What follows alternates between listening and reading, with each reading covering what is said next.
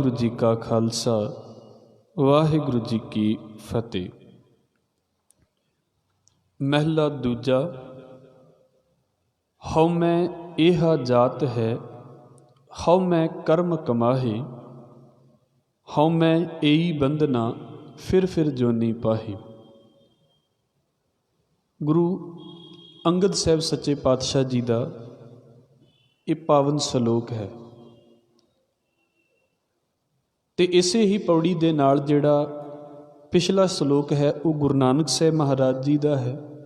हौं विच आया, हौं विच गया, हौं विच जम्मिया, हौं विच मूआ। महाराज कहते ने कि जिहड़ा भी बंदा चाहे वो धार्मिक काम करदा पिया है, चाहे वो अपनियां समाज दीयां जिम्मेवारियां निभा रहा है, किते ना किते अपनी एक सूखम हौमे दे विच जींदा है, अपनी ईगो दे विच जींदा है। जे चंगा बनता है तो वो चंगा बनना भी उहदी हौमे दे विच है, जे वो सचियार बनता है तो सचियार बनना भी उहदी एक हौमे है। सारा कुछ चंगा करन दी कोशिश भी करता है, वधिया करन दी कोशिश भी करता है, पर सारी जिंदगी ये नहीं समझ आउंदी भी ये मैं जो करदा पिया हाँ इहदे विच मेरे अहंग दा कितना रोल है। मैं जो करदा पिया हाँ इहदे विच मैं अपने आप नूं कितना उच्चा ते कितना अगे रखण दी कोशिश करदा पिया हाँ। गुरु साहब ने उत्थे गल कीती सी सलोक दे अंदर, हौमै बूझै तां दर सूझै। जे बंदा अपने अहंग नूं बुझ लवे, अपने अहंग नूं समझ लवे तो मालिक दा घर उहदे लई उहनूं समझ आ सकदा है। हौमै बूझै तां दर सूझै, पर उहदे तो बिना की है ज्ञान विहूणा कथ कथ लूझै। सतगुरु कहंदे समझ तो बिना बंदा एवें बोल बोल के ते अपना आप ही साड़दा है, इहदे तो वध होर कुछ भी नहीं है। इसी चीज़ नूं गुरु अंगद साहब महाराज शुरू करते हैं। देखो, भावें कोई बंदा धार्मिक है तो भावें कोई धार्मिक नहीं है, आ जिहड़ी अहंग दी प्रॉब्लम है ये लगभग सारी दुनिया दे विच ही है। जिहड़ी हंकार दी इदां कह सकते हैं भी बीमारी है, वो किसी नूं बहुते वड्डे रूप दे विच है तो किसी नूं थोड़े जे छोटे रूप दे विच है। कईयां दा हंकार उन्हां दियां गल्लां तो नज़र आ जाता है। आम बोलते ने भी तुहानूं मेरे बारे पता नहीं, मैं ओ हाँ, मैं आ कर देवांगा। ये तो वो बोले हुए बोल ने जिहड़े उन्हां दे मूँह तो पता लग जाते हैं भी हंकारी ने। पर कईयां दी जिहड़ी अहंग दी बिरती हुंदी है वो बोलण वाली नहीं हुंदी, फिर भी उन्हां नूं किसी ना किसी चीज़ का माण हुंदा है, किसी ना किसी चीज़ की अपनी इदां कह सकते हैं भी पंड सिर दे उत्ते लैके चलते हैं। गुरु साहब गुरु अंगद साहब महाराज कहते ने, हौमै एहा जात है। जात का मतलब हुंदा है जाति, किस्म, सुभाअ। गुरु अंगद साहब सतगुरु कहते ने भी हौमे का सुभाअ की है। जे असी अपने अहंग नूं समझदे पए हां, अहंग है की है। सतगुरु कहते हौमै एहा जात है, हौमे का यह सुभाअ है। सानू किदां पता लगे भी असी हौमे दे विच जी रहे हाँ जां हौमे दे विच कर्म करते हाँ। तो मैं ये गल कह देवां, फिर भावें असी पाठ भी करते पे हाँ ना, तो पाठ साडी हौमे नूं घट नहीं करनगे सगों वधाउणगे। फिर असी जिन्ने चंगे काम करांगे उहदे नाल साडी ईगो शांत नहीं होवेगी, सगों ईगो वधेगी, क्योंकि फिर असी उन्हां चीज़ां दी हैल्प लै रहे हैं अपनी ईगो नूं वध करन दे लई। प्रॉब्लम होर कोई नहीं है। महाराज कहते ने हौमै एहा जात है, हौमे का सुभाअ की है। हौमै कर्म कमाहे। असी जो कुछ भी करते हाँ ना अपने अहंग दे करके करते हैं। किसी वेले तुसी एक गल नूं वेख्या होवेगा, बहुते बंदियां दा कुछ करन दा मन नहीं हुंदा, कुछ करन नूं उन्हां दे दिल नहीं हुंदा, पर तुसी वेख लेना उन्हां दे हंकार नूं किते ठेस पहुँच गई है तो उन्होंने फिर पता की कहना, तुहानूं हुण मैं करके विखावांगा। चंगा है जां बुरा है वो अलग गल है, पर एक बार तो दिल नूं गल लगी है ना, एक बार तो अपने आप नूं समझिया है ना कुछ भी मैं कुछ हाँ, मैं मनदा हाँ अपने आप नूं मैं बहुत कुछ हाँ, तुसी मैनूं गल करके जाओगे कित्थे। ਸਤਿਗੁਰੂ ਕਹਿੰਦੇ ਆਪਣੇ ਦੁਆਲੇ ਨਾ ਅਸੀਂ ਇੱਕ ਸਰਕਲ ਬਣਾ ਲੈਂਦੇ ਹਾਂ ਆਪਣੇ ਈਗੋ ਦਾ, ਆਪਣੇ ਅਹੰਗ ਦਾ, ਅਤੇ ਬਸ ਜੋ ਕੁਝ ਕਰਦੇ ਹਾਂ ਫਿਰ ਇਹਦੇ ਵਿੱਚ ਹੀ ਕਰਦੇ ਹਾਂ, ਜੋ ਕੁਝ ਵੀ ਹੁੰਦਾ। ਫਿਰ ਅਸੀਂ ਪਾਠ ਵੀ ਪਤਾ ਕਿਉਂ ਕਰਦੇ ਹਾਂ, ਮੈਨੂੰ ਮਾफ़ ਕਰਿਓ, ਪਾਠ ਵੀ ਫਿਰ ਇਸ ਕਰਕੇ ਹੁੰਦੇ ਨੇ ਵੀ ਸਾਡੀ ਈਗੋ ਸ਼ਾਂਤ ਨਾ ਹੋ ਜਾਵੇ। ਮੈਂ ਕੱਲ੍ਹ ਵੀ ਇਸ ਗੱਲ ਨੂੰ ਬੋਲਿਆ ਹੈ ਵੀ ਬਾਹਰ ਦੇ ਜਿਹੜੇ ਬੰਦੇ ਹੁੰਦੇ ਨੇ ਨਾ, ਉਹਨਾਂ ਨੂੰ ਇਹ ਹੁੰਦਾ ਵੀ ਸਾਡੀ ਸੁਣੀ ਜਾਵੇ, ਸਾਡੀ ਮੰਨੀ ਜਾਵੇ। ਕਿਸੇ ਵੀ ਥਾਂ ਦੇ ਉੱਤੇ ਬੰਦਾ ਜਾਂਦਾ ਹੈ, ਉਹਨੂੰ ਇਹ ਲੱਗਦਾ ਵੀ ਹਾਂ ਮੇਰੀ ਗੱਲ ਪਹਿਲਾਂ ਸੁਣੀ ਜਾਵੇ। ਪਰ ਤੁਸੀਂ ਇਸ ਗੱਲ ਨੂੰ ਵੇਖਿਓ, ਧਾਰਮਿਕ ਦੁਨੀਆ ਦੇ ਵਿੱਚ ਵੀ ਲੋਕਾਂ ਦਾ ਇਹੋ ਹੀ ਹਾਲ ਹੋਇਆ ਹੁੰਦਾ। ਧਾਰਮਿਕ ਦੁਨੀਆ ਵਾਲੇ ਲੋਕ ਵੀ ਇਹੋ ਕੁਝ ਹੀ ਕਰਦੇ ਨੇ। ਮੇਰੇ ਵੱਲ ਵੇਖਿਆ ਜਾਵੇ, ਮੈਂ ਕਿੱਦਾਂ ਧਿਆਨ ਲੋਕਾਂ ਦਾ ਖਿੱਚਣਾ ਹੈ ਆਪਣੇ ਵੱਲ। ਫਿਰ ਤੁਸੀਂ ਵੇਖੋ ਮੋਬਾਈਲ ਕੰਪਨੀਆਂ ਦੇ ਵਾਂਗੂ ਨਵੀਆਂ ਨਵੀਆਂ ਸਕੀਮਾਂ ਬਾਬਿਆਂ ਦੀਆਂ ਆਉਂਦੀਆਂ ਨੇ, ਅਤੇ ਬਾਬੇ ਵੀ ਨਵੇਂ ਨਵੇਂ ਮਾਰਕੀਟ ਦੇ ਵਿੱਚ ਆਉਂਦੇ ਰਹਿੰਦੇ ਨੇ। ਕੀ ਹੈ ਇਹ? ਇੱਕ ਅਹੰਗ ਹੈ, ਇਹਦੇ ਤੋਂ ਵੱਧ ਕੁਝ ਵੀ ਨਹੀਂ ਹੈ। ਸਤਿਗੁਰੂ ਕਹਿੰਦੇ ਅਸੀਂ ਜੋ ਵੀ ਕਰਦੇ ਹਾਂ ਨਾ, ਅਸੀਂ ਆਪਣੀ ਅਹੰਗ ਨੂੰ ਜਿੱਤਣ ਦੇ ਲਈ ਕਰਦੇ ਹਾਂ। ਕੋਈ ਮਤਲਬ ਨਹੀਂ ਹੈ ਵੀ ਸਾਡਾ ਰੱਬ ਦੇ ਨਾਲ ਕੋਈ ਸੰਬੰਧ ਹੈ, ਕੋਈ ਮਤਲਬ ਨਹੀਂ ਹੈ ਵੀ ਸਾਡਾ ਸੇਵਾ ਦੇ ਨਾਲ ਕੋਈ ਸੰਬੰਧ ਹੈ। ਸਾਡਾ ਮਤਲਬ ਸਿਰਫ ਸਾਡੇ ਅਹੰਗ ਦੇ ਨਾਲ ਹੈ, ਸਾਡੀ ਈਗੋ ਦੇ ਨਾਲ ਹੈ।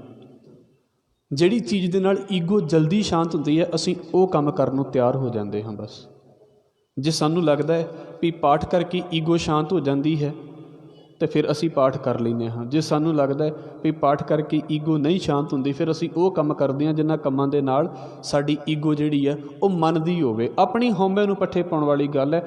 ਮੈਂ ਕੋਈ ਵੀ ਕੰਮ ਕਰਾਂ, ਮਹਾਰਾਜ ਕਹਿੰਦੇ ਅਸਲ 'ਚ ਮੈਨੂੰ ਲੱਗਦਾ ਵੀ ਉਹ ਧਾਰਮਿਕ ਕੰਮ ਹੋ ਰਿਹਾ ਹੁੰਦਾ, ਮੈਨੂੰ ਲੱਗਦਾ ਬੜਾ ਚੰਗਾ ਕੰਮ ਹੋ ਰਿਹਾ ਹੁੰਦਾ, ਪਰ ਕਹਿੰਦੇ ਬੜੇ ਧਿਆਨ ਦੇ ਨਾਲ ਸੋਚ ਕੇ ਵੇਖੋਗੇ ਨਾ, ਅਤੇ ਮੈਂ ਆਪਣੀ ਹਉਮੈ ਨੂੰ ਰਜਾ ਰਿਹਾ ਹੁੰਦਾ। ਬਸ ਮੇਰੇ ਕੋਲੋਂ ਉਹ ਸਰਕਲ ਨਹੀਂ ਪਾਰ ਹੁੰਦਾ।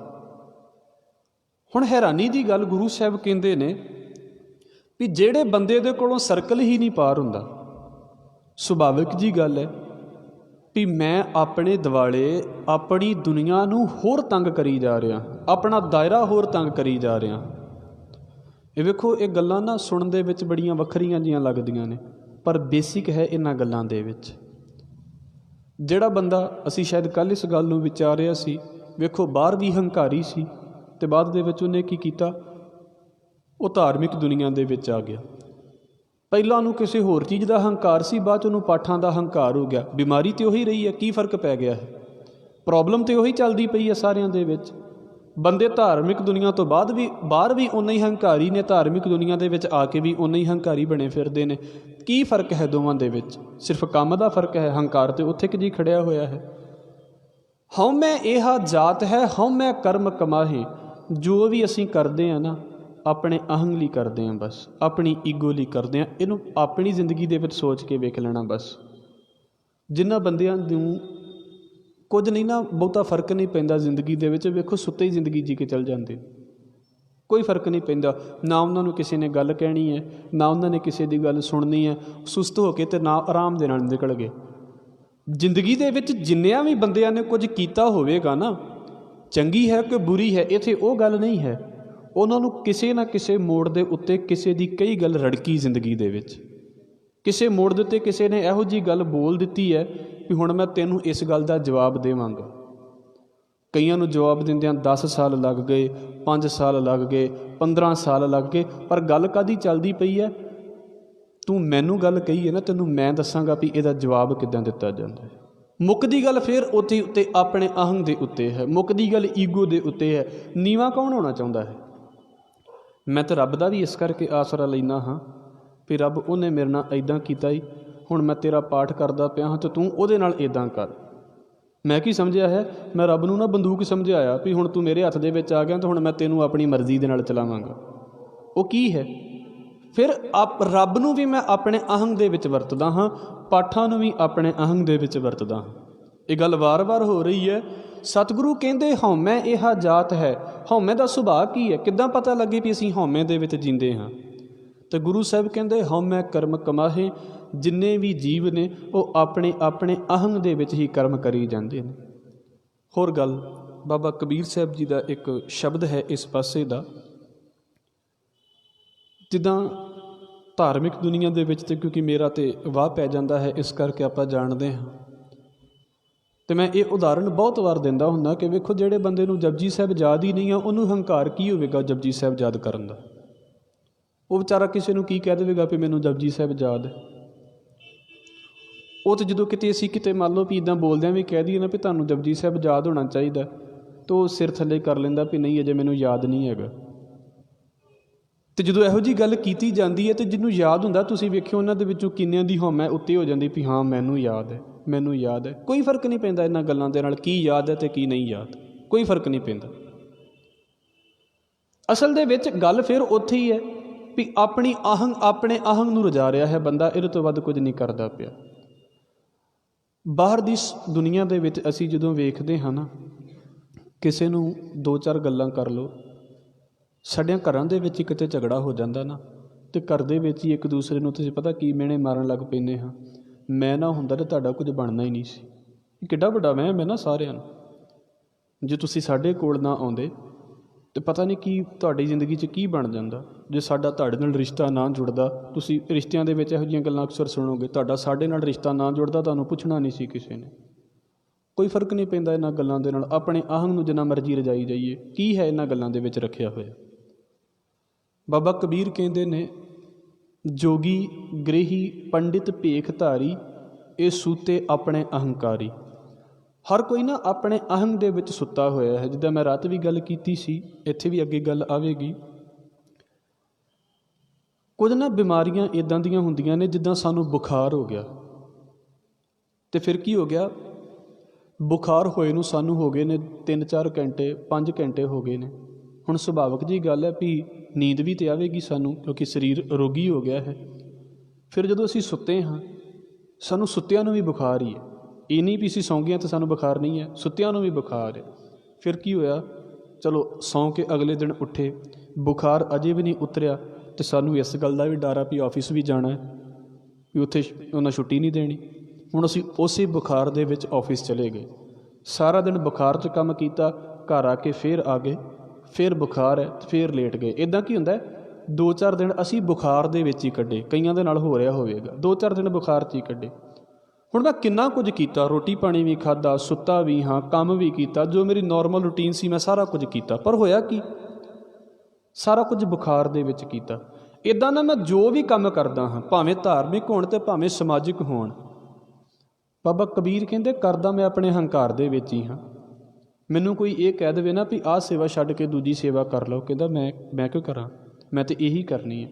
ਔਰ ਹੈਰਾਨੀ ਦੀ ਗੱਲ ਜੇ, ਮੈਨੂੰ ਮਾफ़ ਕਰਿਓ, ਮੈਂ ਇਹ ਗੱਲਾਂ ਕਹਿ ਦਿੰਦਾ ਹੁੰਦਾ ਵਾਂ ਕਿਉਂਕਿ ਮੈਂ ਵੇਖੀਆਂ ਨੇ ਇਹ ਗੱਲਾਂ। ਕਈ ਏਡੇ ਵੀ ਖਤਰਨਾਕ ਬੰਦੇ ਨੇ ਜਿਹੜੇ ਕਹਿੰਦੇ ਨੇ ਵੀ ਸਾਡੇ ਆਉਣ ਤੋਂ ਪਹਿਲਾਂ ਰਹਿ ਰਸ ਦਾ ਪਾਠ ਕਿਉਂ ਸ਼ੁਰੂ ਹੋ ਗਿਆ। ਤੁਸੀਂ ਸੋਚ ਸਕਦੇ ਜੇ, ਮੈਂ ਝੂਠ ਨਹੀਂ ਬੋਲਾਂਗਾ, ਮੈਂ ਗੁਰੂ ਗ੍ਰੰਥ ਸਾਹਿਬ ਮਹਾਰਾਜ ਦੀ ਹਜ਼ੂਰੀ 'ਚ ਗੱਲ ਕਹਿ ਰਿਹਾ। ਕਈ ਇੱਦਾਂ ਦੇ ਮੈਂ ਵੇਖੇ ਨੇ, ਉਹ ਕਹਿੰਦੇ ਜੀ ਮੈਂ ਆਇਆ ਨਹੀਂ ਅਤੇ ਤੁਸੀਂ ਪਹਿਲਾਂ ਹੀ ਪ੍ਰਕਾਸ਼ ਕਿੱਦਾਂ ਕਰ ਦਿੱਤਾ ਗੁਰੂ ਗ੍ਰੰਥ ਸਾਹਿਬ ਮਹਾਰਾਜ ਦਾ। ਇਹ ਹਾਲਾਤ ਨੇ। ਔਰ ਇਹ ਕੌਣ ਹੋਣਗੇ ਬੰਦੇ, ਇਹ ਉਹ ਬੰਦੇ ਨੇ ਜਿਹੜੇ ਰੋਜ਼ ਆਉਂਦੇ ਨੇ। ਅਸੀਂ ਲੋਕਾਂ ਨੂੰ ਕਹਿੰਦੇ ਹਾਂ ਵੀ ਤੁਸੀਂ ਰੋਜ਼ ਆਇਆ ਕਰੋ, ਅਤੇ ਉਹ ਫਿਰ ਇਹਨਾਂ ਵੱਲ ਵੇਖ ਲੈਂਦੇ ਵੀ ਆਹ ਜਿਹੜੇ ਰੋਜ਼ ਆਏ ਇਹਨਾਂ ਦੇ ਹਾਲ ਵੇਖ ਲਓ। ਅਤੇ ਕੌਣ ਬੰਦਾ ਬਦਲਦਾ ਆਪਣੇ ਆਪ ਨੂੰ, ਉਹਨੂੰ ਬਾਬਾ ਕਬੀਰ ਕਹਿੰਦੇ ਨੇ। ਜੋਗੀ ਗ੍ਰਹੀ ਪੰਡਿਤ ਭੇਖ ਧਾਰੀ, ਕੌਣ ਰਹਿ ਗਿਆ ਪਿੱਛੇ ਇਹਦੇ ਵਿੱਚ। ਭਾਵੇਂ ਕੋਈ ਜੋਗੀ ਹੈ, ਹੁਣ ਜੋਗੀ ਨੂੰ ਬਾਹਰ ਦੀ ਦੁਨੀਆ 'ਤੇ ਵੇਖੇਗੀ ਜੀ ਇਹ ਤਾਂ ਬੜੇ ਕਮਾਲ ਦਾ ਬੰਦਾ। ਗ੍ਰਹਿਸਥੀ ਨੂੰ ਵੇਖੋ, ਆ ਘਰਦਿਆਂ ਦੀ ਇਸੇ ਗੱਲ ਤੋਂ ਲੜਾਈ ਹੋ ਜਾਂਦੀ, ਜਿੱਡੀ ਸਬਜ਼ੀ ਮੈਂ ਸਵਾਦ ਬਣਾ ਲੈਂਦਾ ਹੋਰ ਕਿਸੇ ਨੂੰ ਬਣਾਉਣੀ ਆਉਂਦੀ, ਸਬਜ਼ੀਆਂ ਤੋਂ ਹੀ ਲੜਾਈ ਹੈ। ਕੱਪੜਿਆਂ ਤੋਂ ਲੜਾਈ, ਜਿੰਨੇ ਵਧੀਆ ਮੈਂ ਪਾ ਲੈਣਾ, ਜਿਹੜੇ ਵਧੀਆ ਮੈਂ ਬਣਾ ਲੈਂਦਾ ਹੋਰ ਕਿਸੇ ਨੂੰ ਆਉਂਦੇ ਨੇ, ਜਿੰਨੀ ਵਧੀਆ ਗੱਲ ਮੈਨੂੰ ਕਰਨੀ ਆਉਂਦੀ ਹੋਰ ਕਿਸੇ ਨੂੰ ਆਉਂਦੀ। ਗ੍ਰਹਿਆਂ ਦੀ ਕੀ ਹੈ, ਗ੍ਰਹਿਸਥੀ ਮਤਲਬ ਘਰ ਦੇ ਵਿੱਚ ਰਹਿਣ ਵਾਲੇ ਕਿੰਨੇ ਖਤਰਨਾਕ ਬੋਲ ਨੇ। ਨਿੱਕੀ ਜਿਹੀ ਗੱਲ ਤੋਂ ਹੰਕਾਰੀ, ਮੈਂ ਨਾ ਹੋਵਾਂ ਤਾਂ ਤੁਹਾਡਾ ਕੀ ਬਣੇ, ਕੁਝ ਨਹੀਂ ਬਣਨਾ, ਬਹੁਤ ਵਧੀਆ ਹੈ, ਨਹੀਂ ਵੀ ਹੋਵਾਂਗੇ। ਜਿੱਦਣ ਅਸੀਂ ਨਹੀਂ ਸੀ ਦੁਨੀਆ ਦੇ ਵਿੱਚ, ਦੁਨੀਆ ਚੱਲਦੀ ਨਹੀਂ ਸੀ, ਅਸੀਂ ਚਲੇ ਜਾਵਾਂਗੇ, ਦੁਨੀਆ ਚੱਲੇਗੀ ਨਹੀਂ। ਇਹ ਤਾਂ ਪੰਡ ਹੈ ਬੰਦੇ ਦੀ, ਜਿਹੜਾ ਮਰਜ਼ੀ ਵੱਡੀ ਕਰੀ ਜਾਵੇ ਆਪਣੇ ਸਿਰ ਦੇ ਉੱਤੇ। ਜੋਗੀ ਗ੍ਰਹੀ ਪੰਡਿਤ ਭੇਖ ਧਾਰੀ, ਪੰਡਿਤ ਹੋਣ ਦਾ ਜਿਨ੍ਹਾਂ ਨੂੰ ਮਾਣ ਹੋ ਗਿਆ ਵੀ ਮੈਨੂੰ ਬਹੁਤ ਕੁਝ ਪਤਾ ਹੈ, ਅਤੇ ਆਪਣੇ ਭੇਖ ਬਣਾ ਲਏ, ਕੋਈ ਪਹਿਰਾਵਾ ਪਾ ਲਿਆ। ਜਿੱਦਾਂ ਧਾਰਮਿਕ ਬੰਦਿਆਂ ਨੂੰ ਆਪਣੇ ਪਹਿਰਾਵੇ ਦਾ ਹੁੰਦਾ ਵੀ ਹਾਂ ਮੇਰਾ ਪਹਿਰਾਵਾ ਬਾਕੀਆਂ ਨਾਲੋਂ ਚੰਗਾ ਅਤੇ ਬਾਕੀਆਂ ਨਾਲੋਂ ਉੱਚਾ, ਉੱਦਾਂ ਸਾਡੇ ਕੱਪੜੇ ਪਾਉਣ ਵਾਲਿਆਂ ਨੂੰ ਵੀ ਹੁੰਦਾ ਵੀ ਮੇਰਾ ਬ੍ਰਾਂਡ ਸਭ ਤੋਂ ਵਧੀਆ ਅਤੇ ਦੂਸਰੇ ਦਾ ਬ੍ਰਾਂਡ ਮਾੜਾ, ਕਿਉਂਕਿ ਸਾਨੂੰ ਆਦਤ ਪੈ ਗਈ ਸੀ ਕੱਪੜੇ ਨਹੀਂ ਪਾਉਂਦੇ ਸੀ, ਬ੍ਰਾਂਡ ਪਾਉਂਦੇ ਅੱਜ ਕੱਲ੍ਹ। ਇਹ ਪ੍ਰੋਬਲਮ ਹੈ ਸਾਡੀ, ਕਿਉਂਕਿ ਕੱਪੜਾ ਪਾਇਆ ਤਾਂ ਭਾਵੇਂ ਕਿਸੇ ਨੂੰ ਨਜ਼ਰ ਨਾ ਆਵੇ, ਬ੍ਰਾਂਡ 'ਤੇ ਕਿਸੇ ਨੂੰ ਨਜ਼ਰ ਆਉਣਾ ਨਾ। ਤੁਸੀਂ ਹੈਰਾਨੀ ਦੀ ਗੱਲ ਹੈ, ਇਹ ਸਾਡੀ ਲੋਕਾਂ ਦੀ ਸੋਚ ਹੈ ਵੀ ਅਸੀਂ ਕੀ ਪਾ ਰਹੇ ਹਾਂ, ਕੱਪੜਾ ਨਹੀਂ ਪਾ ਰਹੇ ਅਸੀਂ ਅੱਜ ਕੱਲ੍ਹ, ਬ੍ਰਾਂਡ ਪਾ ਰਹੇ ਹਾਂ। ਅਤੇ ਮੈਂ ਇਸ ਗੱਲ ਨੂੰ ਕਹਿ ਦੇਵਾਂ, ਬਾਬਾ ਕਬੀਰ ਕਹਿੰਦੇ ਅਸਲ 'ਚ ਨਾ ਇਹ ਲੋਕ ਸੁੱਤੇ ਹੋਏ ਨੇ। ਕੰਮ ਕਰੀ ਜਾ ਰਹੇ ਨੇ। ਜਿੱਦਾਂ ਬੁਖਾਰ ਦੇ ਵਿੱਚ ਲੋਕ ਕੰਮ ਕਰ ਲੈਂਦੇ ਨੇ, ਰੋਟੀ ਪਾਣੀ ਖਾ ਲੈਂਦੇ ਨੇ, ਹੁੰਦਾ ਬੁਖਾਰ ਹੀ ਹੈ ਇਹਨਾਂ ਨੂੰ। ਅਸਲ ਦੇ ਵਿੱਚ ਹਰ ਬੰਦਾ ਆਪਣੇ ਅਹੰਕਾਰ ਦੇ ਵਿੱਚ ਸੁੱਤਾ ਹੋਇਆ ਹੈ। ਤੁਹਾਡੇ ਸਾਹਮਣੇ ਅੰਗਰੇਜ਼ੀ 'ਚ ਵੀ ਅਰਥ ਆ ਰਹੇ, ਤੁਸੀਂ ਪੜ੍ਹ ਸਕਦੇ ਜੇ। ਇਹ ਸੁੱਤੇ ਆਪਣੇ ਅਹੰਕਾਰੀ ਆਪਣੇ ਆਪਣੇ ਅਹੰਕਾਰ ਦੇ ਵਿੱਚ ਸੁੱਤੇ ਹੋਏ ਨੇ। ਇਹਨਾਂ ਨੂੰ ਕੋਈ ਵੀ ਜਗਾਉਣ ਦੀ ਕੋਸ਼ਿਸ਼ ਕਰਦਾ ਨਾ, ਇਹ ਨਹੀਂ ਜਾਗਣਾ ਚਾਹੁੰਦੇ। ਅਸੀਂ ਨਹੀਂ ਜਾਗਣਾ ਚਾਹੁੰਦੇ। ਸਾਡੇ ਅਹੰਗ ਨੂੰ ਕਿਤੇ ਠੇਸ ਪਹੁੰਚਦੀ ਹੈ, 4 ਬੰਦੇ ਰਲ ਕੇ ਮੈਨੂੰ ਕਹਿ ਦੇਣ ਦਾ ਵੀ ਤੂੰ ਇੱਥੇ ਗਲਤ ਹੈ। ਮੈਨੂੰ ਮਾफ़ ਕਰਿਓ, 100 ਦੇ ਵਿੱਚੋਂ 99 ਬੰਦੇ ਜਿਹੜੇ ਨੇ, 99 ਬੰਦੇ ਨੇ, ਉਹ ਇਹੋ ਕਹਿਣਗੇ ਨਹੀਂ ਮੈਂ ਸਹੀ ਹਾਂ, ਤੁਸੀਂ ਗਲਤ ਹੋ ਸਕਦੇ ਜੀ। ਇਹ ਇੱਕ ਅੱਧਾ ਤਾਂ ਕਿਤੇ ਵਿਚਾਰਾ ਉਹਨੂੰ ਤਾਂ ਧੱਕੇ ਨਾਲ ਮਨਾ ਲਿਆ ਜਾਂਦਾ ਵੀ ਨਹੀਂ ਤੂੰ ਮੰਨ ਵੀ ਤੂੰ ਗਲਤ ਹੈ, ਉਹ ਤਾਂ ਫਿਰ ਮੰਨ ਹੀ ਜਾਂਦਾ। ਕੌਣ ਤਿਆਰ ਹੈ ਇਸ ਗੱਲ ਨੂੰ ਮੰਨਣ ਦੇ ਲਈ? ਆਪਣੇ ਆਪਣੇ ਹੰਕਾਰ ਦੇ ਵਿੱਚ ਸੁੱਤੇ ਹੋਏ ਹਾਂ। ਬਸ ਜੋ ਕੁਝ ਕਰੀ ਜਾ ਰਹੇ ਨੀਂਦ ਦੇ ਵਿੱਚ ਹੀ ਹੋ ਰਹੇ ਆ।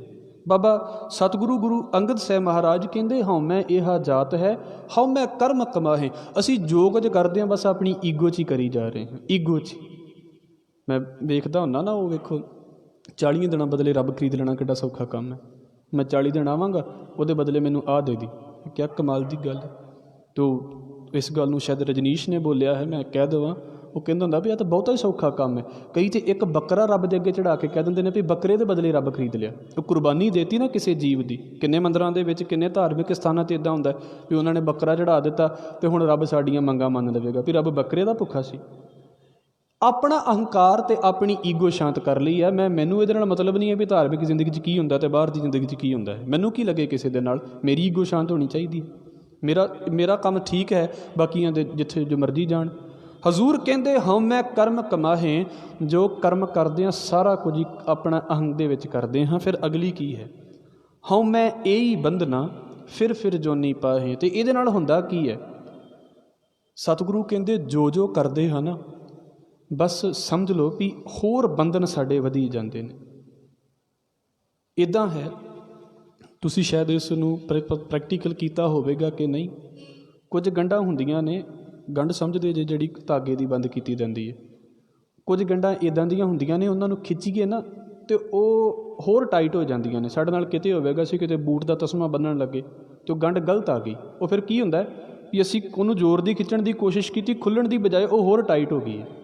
ਹੋਰ ਵੀ ਬੜੀਆਂ ਥਾਵਾਂ ਦੇ ਉੱਤੇ ਸਾਡੇ ਨਾਲ ਇੱਦਾਂ ਹੁੰਦਾ। ਸਿਰਫ ਇੱਕ ਉਦਾਹਰਣ ਲੈ ਲਈ ਹੈ।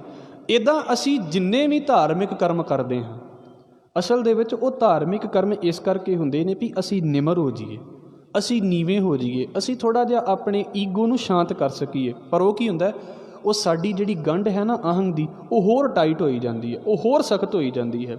ਮੈਂ ਪਹਿਲਾਂ ਬੇਨਤੀ ਕੀਤੀ ਹੈ ਨਾ, ਪਹਿਲਾਂ ਸਾਨੂੰ ਕਿਸੇ ਚੀਜ਼ ਦੀ ਹਉਮੈ ਨਹੀਂ ਹੁੰਦੀ, ਫਿਰ ਸਾਨੂੰ ਪਾਠ ਦੀ ਵੀ ਹਉਮੈ ਹੋ ਜਾਂਦੀ ਹੈ। ਔਰ ਜਿਨ੍ਹਾਂ ਨੂੰ ਮੇਰਾ ਨਮਸਕਾਰ ਹੈ, ਉਹਨਾਂ ਬੰਦਿਆਂ ਦੇ ਚਰਨਾਂ ਦੇ ਉੱਤੇ ਬੜੀ ਮਿਹਨਤ ਤੋਂ ਬਾਅਦ ਯਾਦ ਹੁੰਦਾ। ਜਿਨ੍ਹਾਂ ਨੂੰ ਸੁਖਮਨੀ ਸਾਹਿਬ ਯਾਦ ਹੈ, ਤੁਸੀਂ ਉਹਨਾਂ ਨੂੰ ਪੁੱਛ ਕੇ ਵੇਖੋ ਕਿੱਧਰ ਨੂੰ ਚੱਲਦੇ ਨੇ। ਤੁਸੀਂ ਪੁੱਛ ਕੇ ਕਿਤੇ ਉਹਨਾਂ ਦੇ ਲਾਗੇ ਬਹਿ ਕੇ ਤੇ ਵੇਖੋ ਕਿੱਧਰ ਨੂੰ ਜਾ ਰਹੀ ਹੈ ਦੁਨੀਆ। ਸਾਰੇ ਨਹੀਂ, ਪਰ ਬਹੁਤਿਆਂ ਦਾ ਹਾਲ ਤੁਸੀਂ ਇੱਦਾਂ ਵੇਖੋਗੇ। ਅਤੇ ਗੁਰੂ ਸਾਹਿਬ ਫਿਰ ਇਸ ਕਰਕੇ ਕਹਿ ਦਿੰਦੇ ਹੁੰਦੇ ਨੇ ਵੀ ਭਾਈ ਤੁਸੀਂ ਧਰਮ ਦਾ ਆਸਰਾ ਇਸ ਕਰਕੇ ਨਹੀਂ ਲੈ ਰਹੇ ਵੀ ਤੁਹਾਡੀ ਜ਼ਿੰਦਗੀ ਬਣੇ। ਤੁਸੀਂ ਧਰਮ ਦਾ ਆਸਰਾ ਇਸ ਕਰਕੇ ਲੈ ਰਹੇ ਵੀ ਤੁਹਾਡਾ ਅਹੰਗ ਬਚਿਆ ਰਹੇ। ਬਸ ਤੁਸੀਂ ਇਹਦੇ ਤੋਂ ਅੱਗੇ ਨਹੀਂ ਜਾਣਾ ਚਾਹੁੰਦੇ। ਹੰਕਾਰੀ ਨੇ, ਇਹਦੇ ਤੋਂ ਵੱਧ ਕੁਝ ਨਹੀਂ ਹੈ।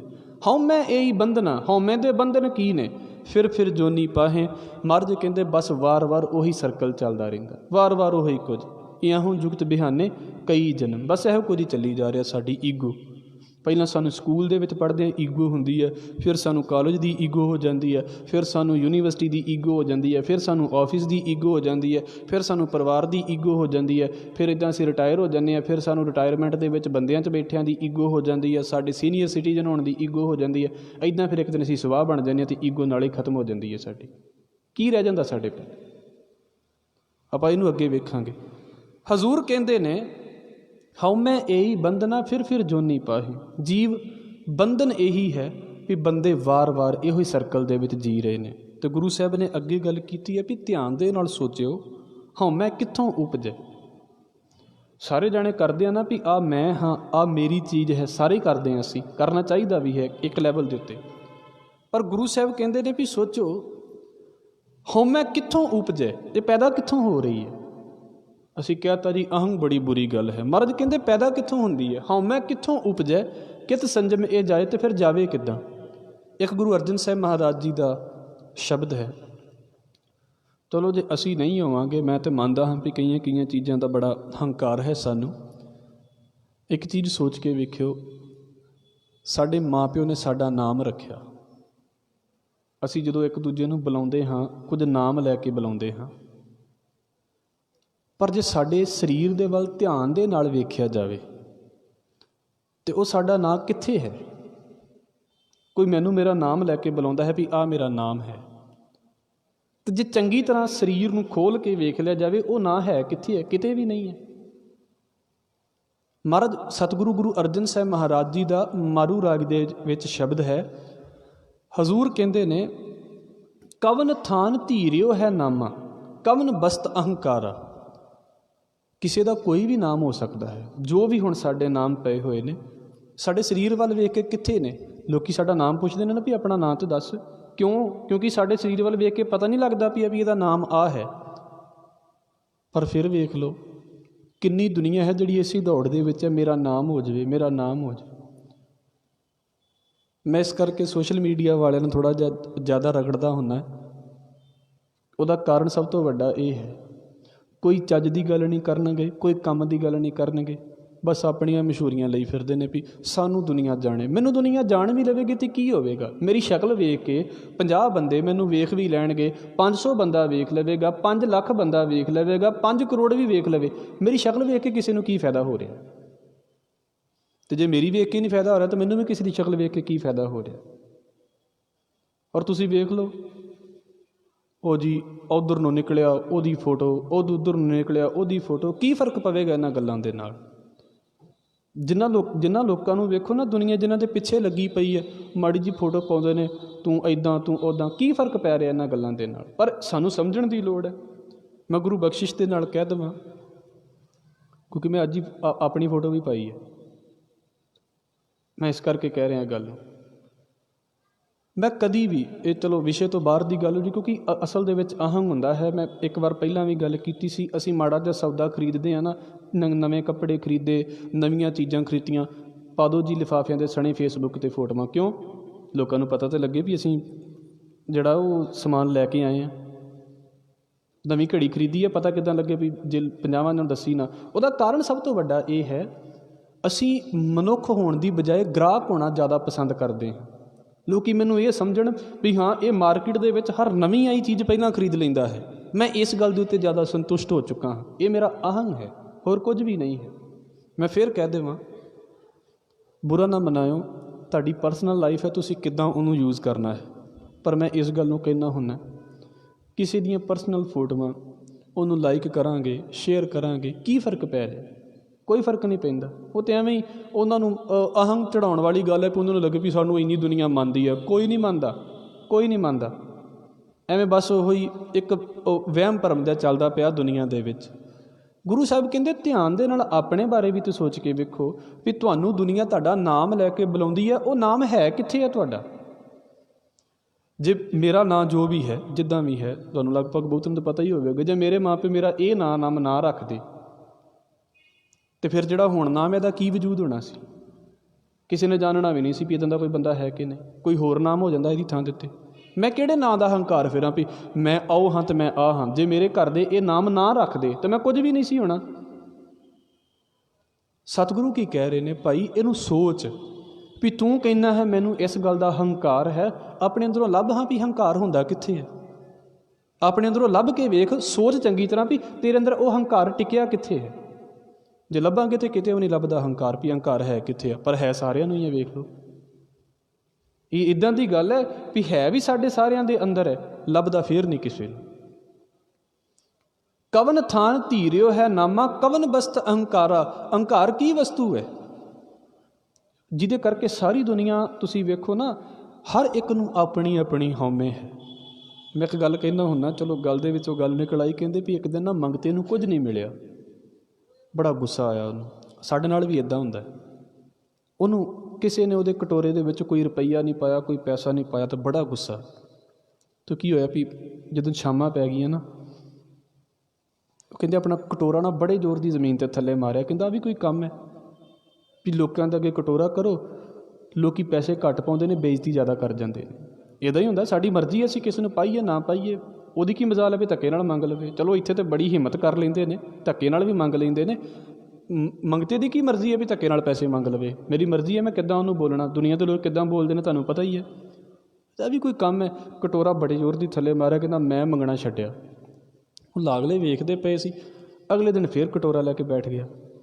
ਕਹਿੰਦੇ ਵੀ ਕੱਲ੍ਹ ਤਾਂ ਬੜੇ ਗੁੱਸੇ 'ਚ ਗਿਆ ਸੀ ਵੀ ਇਹ ਕੀ ਬਣ ਗਿਆ ਤੇਰੇ ਨਾਲ, ਵੀ ਤੂੰ ਤਾਂ ਆਂਦਾ ਸੀ ਮੈਂ ਤਾਂ ਮੰਗਣਾ ਹੀ ਨਹੀਂ, ਅਤੇ ਹੁਣ ਕਿਉਂ ਮੰਗਣ ਆ ਗਿਆ? ਕਹਿੰਦਾ ਫਿਰ ਲੋਕ ਕੀ ਕਹਿਣਗੇ ਵੀ ਮੈਂ ਹਾਰ ਗਿਆ।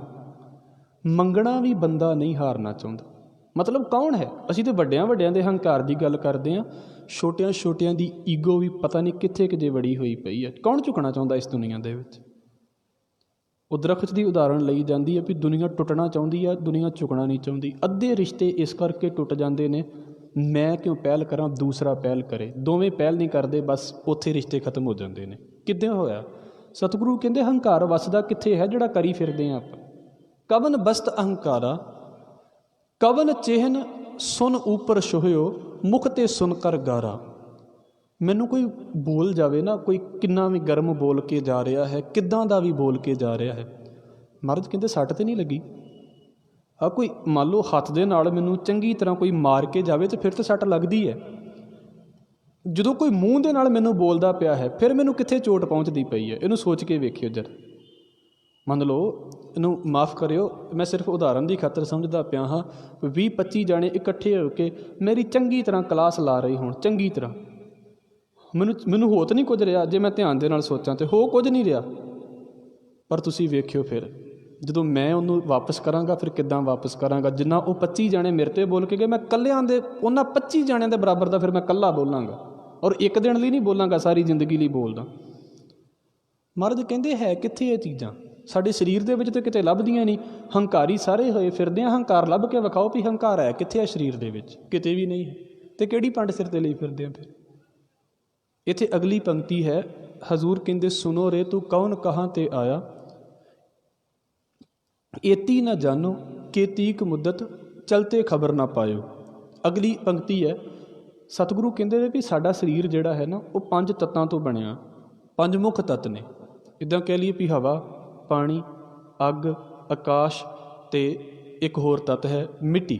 ਹਾਂਜੀ, ਇਹ ਜਿਹੜੇ 5 ਤੱਤਾਂ ਤੋਂ ਸਾਡਾ ਸਰੀਰ ਬਣਿਆ। ਹੁਣ ਮਿੱਟੀ ਨੂੰ ਕਿਸੇ ਗੱਲ ਦਾ ਹੰਕਾਰ ਹੋਵੇ, ਇਹ ਅਗਲੀ ਪੰਕਤੀ ਹੈ। ਮਿੱਟੀ ਨੂੰ ਕਿਸੇ ਗੱਲ ਦਾ ਹੰਕਾਰ ਹੋਵੇ, ਉਸੇ ਮਿੱਟੀ ਦੇ ਉੱਤੇ ਉਹ ਬਾਬਾ ਫਰੀਦ ਕਹਿੰਦੇ ਫਰੀਦਾ ਖਾਕ ਨਾ ਨਿੰਦੀ ਹੈ, ਖਾਕੂ ਜੇੜ ਨਾ ਕੋਏ ਜੀਵਦਿਆਂ ਪੈਰਾਂ ਥੱਲੇ ਮੋਇਆਂ ਉੱਪਰ ਹੋਏ। ਸਾਰੀ ਜ਼ਿੰਦਗੀ ਅਸੀਂ ਜ਼ਮੀਨ ਥੱਲੇ ਰੱਖਦੇ ਹਾਂ ਨਾ ਮਿੱਟੀ ਨੂੰ। ਪੈਦਾ ਹੋਣ ਤੋਂ ਜਿੱਦਣ ਅਸੀਂ ਪੈਦਾ ਹੋ ਗਏ, ਕਦੀ ਇੱਦਾਂ ਹੋਇਆ ਹੋਵੇ ਵੀ ਜ਼ਮੀਨ ਸਾਡੇ ਉੱਤੇ ਆ ਗਈ ਹੈ, ਅਸੀਂ ਜ਼ਮੀਨ ਨੂੰ ਥੱਲੇ ਰੱਖਦੇ ਹਾਂ ਆਪਣੇ।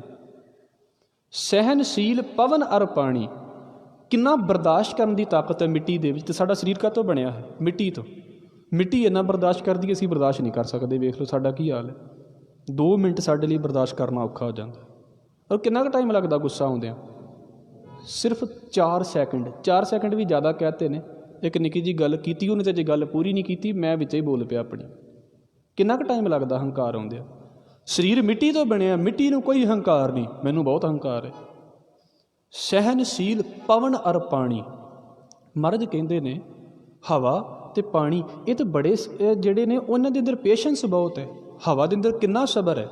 ਸਤਿਗੁਰੂ ਕਹਿੰਦੇ ਜੈਸੇ ਰਾਜ ਰੰਕ ਕੋ ਲੱਗ ਗਿਆ ਤੁਲ ਪਵਾਨ, ਹਵਾ ਸਾਰਿਆਂ ਨੂੰ ਬਰਾਬਰ ਚੱਲਦੀ ਹੈ। ਮੈਂ ਉਹ ਹਵਾ ਲੈ ਕੇ ਅਤੇ ਮੈਂ ਕਿਉਂ ਨਹੀਂ ਬਰਾਬਰ ਸੋਚ ਪਾਉਂਦਾ ਸਾਰਿਆਂ ਦੇ ਬਾਰੇ? ਸਹਿਨਸ਼ੀਲ ਪਵਨ ਅਰ ਪਾਣੀ ਬਸੁਦਾ ਖਿਮਾ ਨਿਭਰਾਂਤੇ, ਧਰਤੀ ਤੇ ਹੈ ਹੀ ਖਿਮਾ ਵਾਲੀ ਹੈ, ਧਰਤੀ ਤੇ ਹੈ ਹੀ ਬੜੀ ਧੀਰਜ ਵਾਲੀ ਹੈ। ਸਤਿਗੁਰੂ ਕਹਿੰਦੇ ਨੇ 5 ਤੱਤ ਮਿਲ ਭਏ ਸੰਜੋਗਾ ਇੰਤੇ ਕਵਨ ਦੁਰਾਤੇ। 5 ਤੱਤਾਂ ਨੂੰ ਮਿਲ ਕੇ ਤੇ ਸਾਡਾ ਸਰੀਰ ਬਣ ਗਿਆ ਹੈ। ਕੱਲੇ ਕੱਲੇ ਤੱਤ ਨੂੰ ਵੇਖੋ, ਹਵਾ ਨੂੰ ਵੇਖ ਲਓ, ਉਹ ਕਿਸੇ ਨਾਲ ਵਿਤਕਰਾ ਨਹੀਂ ਕਰਦੀ। ਪਾਣੀ ਨੂੰ ਵੇਖ ਲਓ, ਕਿਸੇ ਨਾਲ ਵਿਤਕਰਾ ਨਹੀਂ ਕਰਦਾ। ਜਿਹੜਾ ਆਕਾਸ਼ ਹੈ ਉਹ ਸਾਰਿਆਂ ਦੇ ਲਈ ਬਰਾਬਰ ਚੱਲੀ ਜਾ ਰਿਹਾ ਹੈ। ਮੇਰੇ ਅੰਦਰ ਉਹ 5 ਨੇ, ਮੈਂ ਸਾਰੀ ਦੁਨੀਆ ਨਾਲ ਫਿਰ ਵੀ ਨਹੀਂ ਬਰਾਬਰ ਹੋ ਪਾਉਂਦਾ। ਉਹਨਾਂ 5 ਤੋਂ ਬਣਿਆ, ਉਹਨੂੰ ਕੱਲੇ ਕੱਲੇ ਕਰ ਲਓ ਤਾਂ ਬਹੁਤ ਵਧੀਆ ਸਾਰਾ ਕੁਝ ਚੱਲੀ ਜਾ ਰਿਹਾ। ਉਹ 5 ਮੇਰੇ ਅੰਦਰ ਆ ਗਏ ਨੇ ਤਾਂ ਮੈਂ ਹੰਕਾਰੀ ਹੋਇਆ ਫਿਰਦਾ ਹਾਂ। ਮੈਂ ਕੀ ਹਾਂ? ਹਜ਼ੂਰ ਕਹਿੰਦੇ 5 ਤੱਤ ਮਿਲ ਭਇਓ ਸੰਜੋਗਾ ਇੰਤੇ ਕਵਨ ਦੁਰਾਤੇ। ਅਗਲੀ ਪੰਕਤੀ ਹੈ, ਜਿਨ ਰਚ ਰਚਿਆ ਪੁਰਖ ਵਿਧਾਤੇ ਨਾਲੇ ਹਉਮੈ ਪਾਈ, ਜਨਮ ਮਰਨ ਉਸੀ ਕੋ ਹੈਰੇ ਉਹ ਆਵੈ ਜਾਈ। ਅਸਲ 'ਚ ਸਤਿਗੁਰੂ ਕਹਿੰਦੇ ਨੇ ਤੱਤਾਂ ਨੂੰ ਕੋਈ ਫਰਕ ਨਹੀਂ ਪੈਂਦਾ, ਔਰ ਤੁਹਾਨੂੰ ਵੀ ਕੋਈ ਫਰਕ ਨਹੀਂ ਪੈਂਦਾ, ਮੈਨੂੰ ਵੀ ਕੋਈ ਫਰਕ ਨਹੀਂ ਪੈਂਦਾ। ਫਰਕ ਪੈਂਦਾ ਹੈ ਮੇਰੀ ਅਹੰ ਨੂੰ, ਮੇਰੇ ਹੰਕਾਰ ਨੂੰ ਫਰਕ ਪੈਂਦਾ ਹੈ। ਇਹਨੂੰ ਸਿਰਫ ਇੱਦਾਂ ਕਹਿ ਕੇ ਤੇ ਅਸੀਂ ਅਗਲੀ ਪੰਕਤੀ ਕਰਾਂਗੇ। ਜਿੱਦਣ ਮੈਂ ਇਹ ਚੀਜ਼ ਸੋਚਦਾ ਹਾਂ ਬੜਿਆਂ ਦੇ ਨਾਲ। ਇਹ ਬੜੀ ਕੰਮ ਦੀ ਗੱਲ ਬੋਲੀ ਹੈ, ਜਿਨ੍ਹਾਂ ਦੇ ਕੋਲੋਂ ਮੈਂ ਸਿੱਖੀ ਹੈ ਜਾਂ ਅਜੇ ਸਿੱਖਣ ਦੀ ਪ੍ਰੈਕਟਿਸ ਕਰਦਾ ਪਿਆ। ਇਹ ਨਹੀਂ ਕਹਿੰਦਾ ਵੀ ਸਿੱਖ ਲਈ ਹੈ ਸਾਰੀ, ਪਰ ਸਿੱਖਣ ਦੀ ਪ੍ਰੈਕਟਿਸ ਕਰਦਾ ਹਾਂ। ਜਦੋਂ ਅਸੀਂ ਕਿਸੇ ਵੀ ਥਾਂ ਦੇ ਉੱਤੇ ਜਾਂਦੇ ਹਾਂ ਨਾ, ਅਸੀਂ ਇੱਦਾਂ ਕਹਿ ਲਈਏ ਵੀ ਪ੍ਰੀ ਪਲਾਨਡ ਹੋ ਕੇ ਜਾਂਦੇ ਹਾਂ। ਉੱਥੇ ਜਾਵਾਂਗੇ, ਉੱਥੇ ਇੱਦਾਂ ਹੋਵੇਗਾ, ਲੋਕ ਮੇਰਾ ਇੰਨਾ ਮਾਣ ਕਰਨਗੇ, ਲੋਕ ਮੇਰੀ ਆਹ ਗੱਲ ਸੁਣਨਗੇ, ਮੈਂ ਉੱਥੇ ਆਹ ਕਰਾਂਗਾ। ਤੁਸੀਂ ਵੇਖੋ ਅਸੀਂ ਸਾਰਾ ਇਮੈਜੀਨੇਸ਼ਨ ਕਰਕੇ ਹੀ ਜਾ ਰਹੇ ਹੁੰਦੇ ਹਾਂ। ਹੁਣ ਕੀ ਹੁੰਦਾ, ਉੱਥੇ ਜਾ ਕੇ ਸਾਨੂੰ ਕੋਈ ਪੁੱਛਦਾ ਵੀ ਨਹੀਂ। ਬਹੁਤੀਆਂ ਥਾਵਾਂ 'ਤੇ ਤਾਂ ਚਲੋ ਪੁੱਛ ਹੀ ਲੈਂਦਾ, ਪਰ ਜਿੱਥੇ ਨਹੀਂ ਪੁੱਛਦਾ ਉੱਥੇ ਜਾ ਕੇ ਸਾਡੇ ਵੱਲ ਕਿਸੇ ਨੇ ਧਿਆਨ ਵੀ ਨਹੀਂ ਦਿੱਤਾ। ਫਿਰ ਮੈਂ ਪਤਾ ਕੀ ਕਹਿਣਾ, ਅੱਜ ਤੋਂ ਬਾਅਦ ਤੁਹਾਡੇ ਨਹੀਂ ਆਉਂਦਾ। ਕਿਉਂ? ਤੁਸੀਂ ਤਾਂ ਪੁੱਛਿਆ ਹੀ ਨਹੀਂ। ਮੈਂ ਕੀ ਕਰਨ ਗਿਆ ਸੀ? ਮੈਂ ਪੁੱਛਾਉਣ ਗਿਆ ਸੀ ਵੀ ਮੈਨੂੰ ਪੁੱਛੋ, ਮੈਂ ਤੁਹਾਡੇ ਕੋਲ ਆਇਆ ਹਾਂ, ਮੇਰਾ ਧਿਆਨ ਰੱਖੋ। ਮੈਂ ਇੰਡੀਆ ਦੇ ਵਿੱਚ ਤਾਂ ਜਦੋਂ ਕਿਤੇ ਬੱਚੀਆਂ ਵਿਆਹੀਆਂ ਜਾਂਦੀਆਂ ਨੇ ਤਾਂ ਕੁੜੀ ਵਾਲਿਆਂ ਦੇ ਬਹੁਤੇ ਰਿਸ਼ਤੇਦਾਰ ਇਸ ਕਰਕੇ ਡਰੀ ਜਾਂਦੇ ਨੇ ਵੀ ਬਰਾਤੀ ਕਿਤੇ ਭੁੱਖਾ ਨਾ ਮੁੜ ਜਾਵੇ, ਇਹਨਾਂ ਨੇ ਬਾਅਦ ਸਾਰੀ ਜ਼ਿੰਦਗੀ ਖਹਿੜਾ ਨਹੀਂ ਛੱਡਣਾ। ਇਹ ਕਿਉਂ ਹੈ? ਅਹੰਗ ਨੂੰ ਜਿੱਤਣ ਵਾਲਾ। ਸਾਡਾ ਧਿਆਨ ਰੱਖੋ। ਇੱਕ ਹੋਰ ਛੋਟੀ ਜਿਹੀ ਗੱਲ ਕਹਿ ਦੇਵਾਂ, ਮੇਰੀ ਇਸ ਪਾਸੇ ਤੋਂ ਆਈ ਹੈ ਕਿ ਬੰਦਾ, ਹੋਰ ਕੋਈ ਫਰਕ ਨਹੀਂ ਪੈਂਦਾ, ਆਪਣੀ ਨਾ ਹਉਮੈ ਲਈ ਫਿਰਦੇ ਹਾਂ ਬਸ ਅਸੀਂ। ਮੈਂ ਜੇ ਪਹਿਲਾਂ ਤਿਆਰ ਹੋ ਕੇ ਬੈਠਾ ਹੋਵਾਂ ਨਾ ਵੀ ਮੈਨੂੰ ਇੱਦਾਂ ਹੋਵੇ, ਮੈਂ ਉਹ ਕੁਝ ਲੈ ਕੇ ਜਾਵਾਂ, ਅਗਲੇ ਨਹੀਂ ਸੁਣਨਗੇ। ਅਤੇ ਨਹੀਂ ਸੁਣਨਗੇ ਤਾਂ ਮੈਂ ਕਿਸੇ ਨੂੰ ਕੀ ਕਰ ਲਵਾਂਗਾ ਵੀ ਮੈਨੂੰ ਸੁਣੋ ਹੀ ਸੁਣੋ। ਰੱਬ ਨਾ ਕਰੇ, ਅਤੇ ਬੜਾ ਸ਼ੁਕਰ ਹੈ ਵੀ ਅੱਗੇ ਮੋਬਾਇਲ ਚੱਲਦਾ ਹੁੰਦਾ, ਤੁਸੀਂ ਸਾਰੇ ਉੱਠ ਕੇ ਚੱਲ ਜਾਵੋ, ਮੈਂ ਧੱਕੇ ਨਾਲ ਬਿਠਾ ਲਵਾਂਗਾ ਤੁਹਾਨੂੰ, ਫਿਰ ਤੁਸੀਂ ਮੈਨੂੰ ਸੁਣਨ ਆਏ ਜੇ। ਕੋਈ ਫਰਕ ਨਹੀਂ ਪੈਂਦਾ ਇਹਨਾਂ ਗੱਲਾਂ ਦੇ ਨਾਲ। ਮੈਂ ਮਹਾਰਾਜ ਦੇ ਕੋਲੋਂ ਮੰਗੀ, ਮੈਂ ਕਹਿੰਦਾ ਹੁੰਦਾ ਵੀ ਆਇਆ ਕਰੋ ਟਾਈਮ ਦੇ ਨਾਲ, ਪਰ ਮੈਂ ਕੌਣ ਹਾਂ ਤੁਹਾਨੂੰ ਇਹ ਗੱਲ ਕਹਿਣ ਵਾਲਾ ਵੀ ਤੁਸੀਂ ਟਾਈਮ ਨਾਲ ਆਇਆ ਕਰੋ। ਰੱਬ ਦੀ ਬਖਸ਼ਿਸ਼ ਹੈ, ਤੁਸੀਂ ਆ ਗਏ, ਜਿੱਦਣ ਤੁਹਾਡਾ ਮਨ ਕਰੇਗਾ ਤੁਸੀਂ ਉੱਠ ਕੇ ਚਲੇ ਜਾਣਾ। ਕੋਈ ਫਰਕ ਨਹੀਂ ਪੈਂਦਾ ਇਹਨਾਂ ਗੱਲਾਂ ਦੇ ਨਾਲ। ਮੈਂ ਅਹੰਗ 'ਤੇ ਨਹੀਂ ਜੀ ਰਿਹਾ ਵੀ ਮੈਂ ਸੁਣਾ ਰਿਹਾ ਹਾਂ। ਮੈਂ ਕੌਣ ਹਾਂ ਸੁਣਾਉਣ ਵਾਲਾ? ਮੇਰੀ ਥਾਂ 'ਤੇ ਕੱਲ੍ਹ ਨੂੰ ਕੋਈ ਹੋਰ ਆ ਕੇ ਬੈਠ ਜਾਵੇਗਾ, ਕੱਲ੍ਹ ਨੂੰ ਗਲਾ ਖਰਾਬ ਹੋ ਜਾਵੇ, ਪਤਾ ਨਹੀਂ ਵਾਰੀ ਮਿਲਣੀ ਹੈ ਕਿ ਨਹੀਂ। ਕੋਈ ਫਰਕ ਨਹੀਂ ਪੈਂਦਾ ਇਹਨਾਂ ਗੱਲਾਂ ਦੇ ਨਾਲ। ਮੈਂ ਕਦੀ ਵੀ ਪ੍ਰੀ ਪਲਾਨਡ ਹੋ ਕੇ ਨਹੀਂ ਚੱਲਦਾ ਪਿਆ ਜ਼ਿੰਦਗੀ ਦੇ ਵਿੱਚ। ਮੈਂ ਉੱਥੇ ਜਾਵਾਂਗਾ ਅਤੇ ਮੇਰਾ ਇੰਨਾ ਹੀ ਮਾਣ ਹੋਵੇ। ਜੇ ਮਾਣ ਦੀ ਥਾਂ 'ਤੇ ਅਪਮਾਨ ਕਰ ਦਿੱਤਾ, ਹੰਕਾਰ ਜਨਮ ਲਵੇਗਾ ਅੰਦਰ। ਔਰ ਇਸੇ ਕਰਕੇ ਗੁਰੂ ਤੇਗ ਬਹਾਦਰ ਸਾਹਿਬ ਮਹਾਰਾਜ ਦਾ ਬਚਨ ਆਪਾਂ ਪੜ੍ਹਦੇ ਹਾਂ ਨਾ, ਉਸਤਤ ਨਿੰਦਾ ਦਊ ਤਿਆਗੇ ਖੋਜੈ ਪਦ ਨਿਰਬਾਨਾ। ਨਾ ਤਾਂ ਬਹੁਤੀ ਤਾਰੀਫ ਵੱਲ ਦੌੜੋ ਵੀ ਦੁਨੀਆ ਮੇਰੀ ਤਾਰੀਫ ਕਰੇ, ਅਤੇ ਨਾ ਬਹੁਤੀ ਇਸ ਗੱਲ ਦੀ ਪਰਵਾਹ ਕਰੋ ਵੀ ਦੁਨੀਆ ਮੇਰੀ ਨਿੰਦਾ ਕਰਦੀ ਹੈ। ਨਾ ਤੁਸੀਂ ਕਿਸੇ ਦੀ ਤਾਰੀਫ ਦੇ ਵਿੱਚ ਆਓ ਅਤੇ ਨਾ ਕਿਸੇ ਦੀ ਨਿੰਦਾ ਦੇ ਵਿੱਚ ਆਓ। ਆਪਣੇ ਆਪ ਹੀ ਪਰੇ ਹੋ ਜਾਵਾਂਗੇ ਇਹਨਾਂ ਚੀਜ਼ਾਂ ਤੋਂ। ਹਜ਼ੂਰ ਕਹਿੰਦੇ ਨੇ ਹਉਮੈ ਕਿੱਥੋਂ ਉਪਜੈ? ਇਹਨੂੰ ਚੰਗੀ ਤਰ੍ਹਾਂ ਸਮਝ ਕੇ ਵੇਖੋ, ਹਉਮੈ ਪੈਦਾ ਕਿੱਥੋਂ ਹੋ ਰਹੀ ਹੈ, ਅਹੰਗ ਪੈਦਾ ਕਿੱਥੋਂ ਹੋ ਗਿਆ ਹੈ ਸਾਡੇ ਅੰਦਰ। ਹਜ਼ੂਰ ਕਹਿੰਦੇ ਨੇ ਕਿਤ ਸੰਜਮ ਇਹ ਜਾਏ।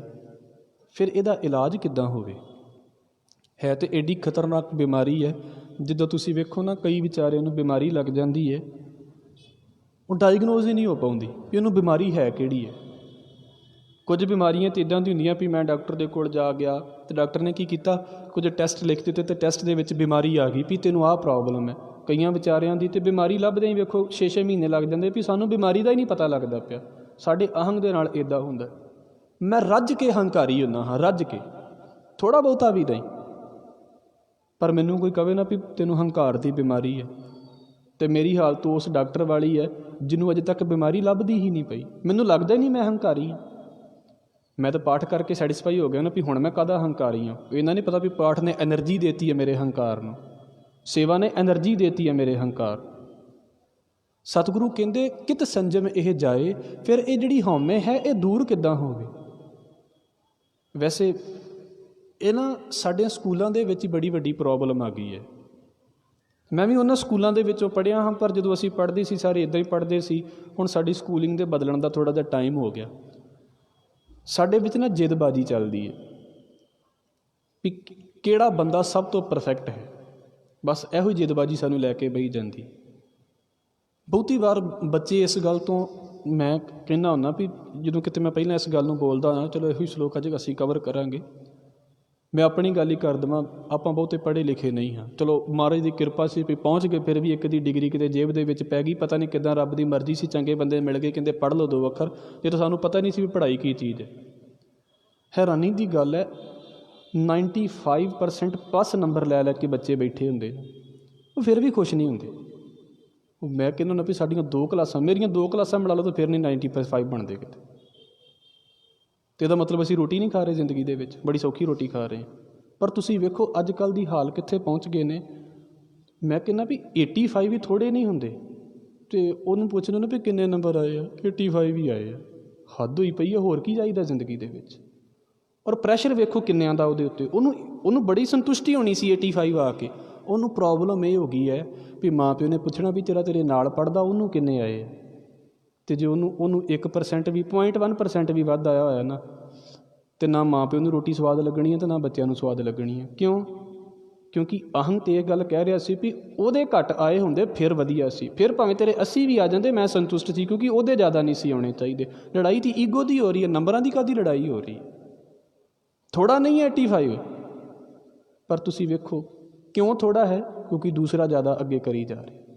ਇਸ ਕਰਕੇ ਅਸੀਂ ਨਾ, ਸਾਡੇ ਬੱਚਿਆਂ ਨੇ, ਮੇਰਾ ਵੀ ਬੇਟਾ ਹੈ, ਮੈਂ ਇਸ ਕਰਕੇ ਕਹਿੰਦਾ ਹੁੰਦਾ, ਸਾਡੇ ਬੱਚਿਆਂ ਨੇ ਅੱਖਰ ਕਲੀਅਰ ਬੋਲਣੇ ਸ਼ੁਰੂ ਨਹੀਂ ਕੀਤੇ ਹੁੰਦੇ। ਅਸੀਂ ABC ਸਿਖਾ ਵੀ ਦਿੰਦੇ ਵੀ ਸਿੱਖ ਲਾ, ਕਿਉਂ? ਤੇਰਾ ਮੁਕਾਬਲਾ ਹੋਣਾ ਅੱਗੇ ਜਾ ਕੇ। ਅਸੀਂ ਤਾਂ 2.5 ਸਾਲਾਂ ਦੇ ਇਹਨੂੰ ਮੁਕਾਬਲੇ 'ਚ ਪਾ ਦਿੰਦੇ ਹਾਂ, ਅਤੇ ਵੇਖੋ ਕੀ ਹੋਵੇਗਾ। ਉਹ ਫਿਰ ਲੜੇਗਾ ਕਲਾਸਾਂ ਦੇ ਵਿੱਚ ਜਾਂਦਾ ਜਾਂਦਾ। ਈਗੋ। ਹਜ਼ੂਰ ਕਹਿੰਦੇ ਭਾਈ ਹਉਮੈ ਕਿੱਥੋਂ ਉਪਜੈ? ਸੋਚੋ ਇਹਨੂੰ ਕਿੱਥੋਂ ਪੈਦਾ ਹੋ ਰਹੀ ਹੈ ਸਾਡੇ ਅੰਦਰ। ਸਰੀਰ ਦੇ ਅੰਦਰ ਤਾਂ ਕਿਤੇ ਵੀ ਨਹੀਂ ਹੈ, ਪਰ ਕਿੰਨੀ ਦਿਖਾਉਂਦੀ ਹੈ ਆਪਣੇ ਆਪ ਨੂੰ। ਹਉਮੈ ਕਿੱਥੋਂ ਉਪਜੈ ਕਿਤ ਸੰਜਮ ਇਹ ਜਾਏ? ਜਾਵੇ ਕਿੱਦਾਂ? ਹਜ਼ੂਰ ਕਹਿੰਦੇ ਨੇ ਹਉਮੈ ਇਹੋ ਹੁਕਮ ਹੈ ਪਇਆ ਕਿਰਤ ਫਿਰਾਹੇ।